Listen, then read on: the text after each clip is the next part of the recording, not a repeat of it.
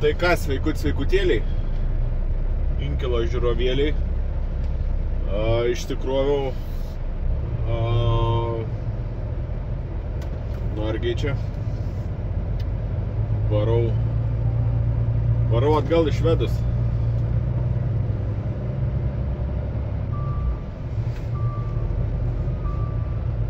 Pirmą kartą čia Rema 1000 išsikrovau, parduotuvę tokia, kas nežinot, norvegiška. Ar daniška, nežinau, koks aukštas kalnelis, kuo jis neužkiptų. Pirmą kartą pamačiau automatinį sandėlį, kuris normaliai veikia. Be jokių strigimų, buvo biški ten keli tokie užstrigimai, bet neskaitau kaip labai reikšmingais.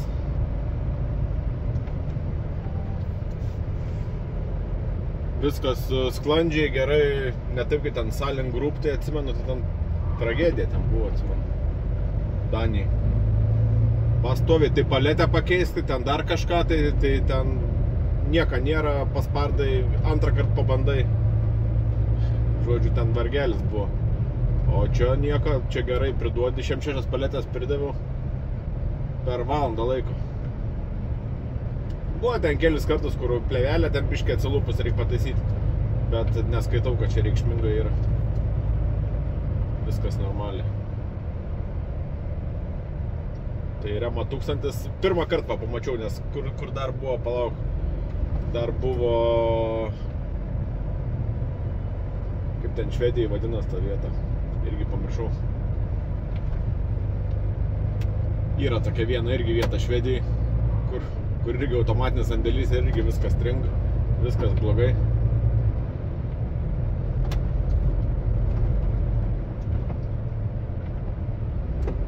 Tai va, man viskas gerai dabar, galim judėti laukan.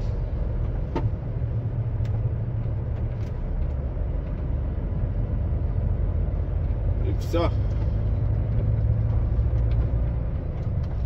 Čia galėjau tiesiai pravažiuoti. Tiesiai į gatvę. Nieko pro parkingą prasuks. 400 kW krovimo statelę čia. Gali elektrinę savo pasikrauti.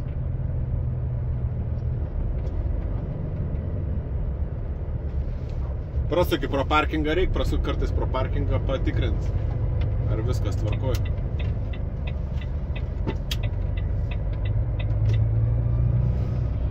Tai va, judam krautis 300 kg iki pakrovimo kažkur, tai yra ką veik dar pavažiuoti.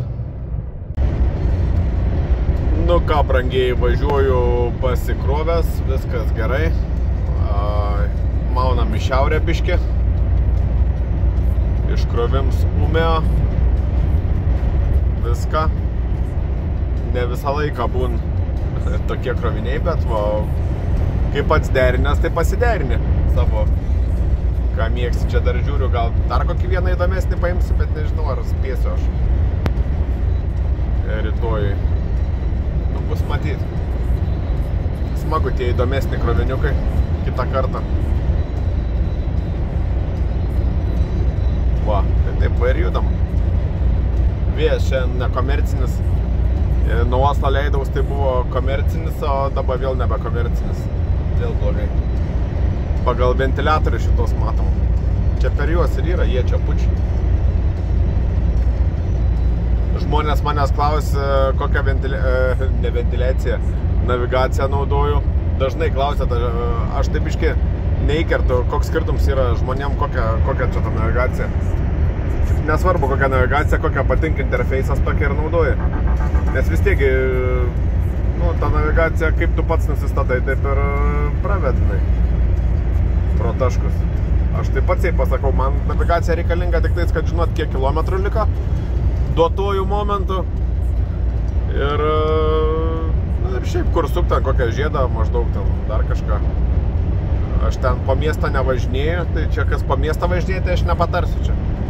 Šiaip pas mane Seagik navigacija, nėra superinė, bet nėra ir gaidys visai. Man Aigau labiau patikdavo seniau. Nežinau, ar dabar grįžus prie Aigau vis dar patiktų, bet nežinau, man atrodo, kad labiau patiktų. Va, o taip, tai ką žinau, tada. Čia kas paštininkai, tai čia jiem turbūt pats navigacijas visokios turbūt. O aš kai ne paštininkas, tai mane ir paprastas nuved visur. Tai va, tai aš sakau, aš maršrutą pats prasivedu ten, kur man reikia, o ne tikiu, ką suvedžiau adresą ir tikiu, kur važiuoti, aš tą pasižiūriu, kad čia man nevest, tu pro čia nevesk, aš ten prisidedu tarpinių taškų visą laiką, kur man reikia, pro ten ir važiuoju, žodžiu. Nu, jūs irgi taip darykit, taip rekomenduoju. Nes jeigu navigacija pasitikėsi, tai netoli nuvažiuosi, netoli, kolega, problem bus. Tai va, na, čia taip. Aišku, sakysit, turiu Tomtomą už 2000 eurų, visą laiką gerai nuvetu. Nu, toks gal ir gerai nuvetu, bet už 2000 eurų. Tai va, nu ar ten už kažkiek, nežinau, kiek ten kainuoja. Čia šiaip iš lempos pasakiau kainą, bet... Tai va, tai tiek apie tas navigacijas. Vėjas labai bjaurus, nekomercinis. A jum būn taip, kaip man, kai važiuoji ir galvoji apie maistą, kaip tu valgysi. Pavyzdžiui, dabar aš galvoju, kaip prisimenu praeitą kartą, kai viriau koldūnus, buvo žmogus, kur komentarą parašė apie koldūnus. Kaip daro koldūnus irgi. Tai kai keptuviai juos verd brūkšnelis kep, su mažai vandens, aš taip ir kelias verdu puodę, irgi piški tik tais vandens. Žodžiu, ten įmeti irgi vegetos kokios, dar kažko. Dabar vat galvoju, kaip čia darysiu, kaip čia valgysiu sustojęs, bet dar 3 valandos važiuoti maždaug, kaip minimum. Bet vat galvoju apie koldūnus, aš vat galvoju, koldūnus tai, nežinau, man mėgstams yra. Ne visą laik man skanu būn juos valgyti, iš tikrųjų, kitą kartą pavalgau, bloga kažkaip riebų būn, dar kažkas labai. Bet kai noriu valgyti koldūnų, kai noris, tai nenormaliai koldūnų kartais noris. Šašlikų panašiai irgi noris. Galvoju, kad va, čia kaip prisivalgysi daug šašlikų ir ten pavalgai, po to nelabai skaniai gaunas, kas tas. Va, jum būn taip, kai važiuojat ir galvojat apie maistą. Jaučiu kabun, ne aš vienas, negali būti, kad aš čia vienas toksai. Priekį va pasigavau kažką tai, važiuoju 70. Su ta priekaba tokia kaip morka tampia. Čia ne dar stabdo čia priekį ten, bet priekį dar kažkoks Enteksas ten velkas irgi. Lėtai važiuoju 70. 8 nepavažiuoju, tai jau pradeda nervinti, kai lėtai važiuoju. Čia aišku ženklas čia 70, bet jis dabar jau mažiau negu 70 važiuoti. Nu tai nervin biškai. Bet ką darysi? Reikia važiuoti. Aš tai lenkimų tokių nedarau, nieks nedaro. Švedija iš tikrųjų nedaro tokių lenkimų. Čia kaip pas mus grįžti, tai būn tų lenkimų biškai šokiruoju su tais lenkimais. Čia nieks nelenk, čia visi turbūt geras pensijas gaun, labai nori gyventi. Pas mus tai visi atitrūkia. Lenkai pastebėjau dažnai lenk taip bjauriai, labai smarkiai, aišku, jiem gal labai nori spėti grįžti namo, ten, pavyzdžiui, iš Rygos turbūt iki Varšuvos turbūt reikia gerai spausti, kad eitum turbūt. Nežinau, netikrinau kilometražą, bet jaučiu, kad kažkas panašiai, kad turi virš 700 turbūt. Tai turi gerai spausti, kad pravažiuotum. Tai gal dėl to taip ir važiuoji. O čia tai nežinau, nelenksiu ir eismo daug, čia va galėtų ir 3 fūras tilpti ir visi pasitraukti galėtų ir nusimesti, bet nieks čia taip nedaro. Nu, netgi būn, kad pasitraukia, vis tiek nelenk tavęs lengvikė kokia. Vietos pilnai, nelenk vis tiek, važiuoju pelkas iš paskos. Tai va, nuvažiuojam. Švedijai visokių įdomių, važiuoju dažnai. Nežinau, kas čia yra. Bet Swedish Rail, tai čia kažkas tai su gelžkeliai susiję. Žodžiu, geras aparatas. Visokių įdomių gargarų vežiojas jie čia. Šiaip jeigu taip atkreiptum dėmesį, tai visą laiką nors veš tokio didelio ir nepatogaus. O čia irgi rapsiukai auga. Man botanikai paaiškina, kad ten rapsai yra.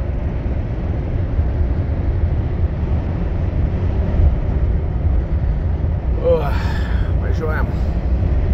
Galvoju apie tos koldūnus. Kaip aš juos keptuviai kepsiu, garinsiu su uždengtu dangčiu, apkepsiu ir gausias tokia kaip gioza. Pažiūrėsim, kas čia man gausias, nesigaus. Išmėginsim.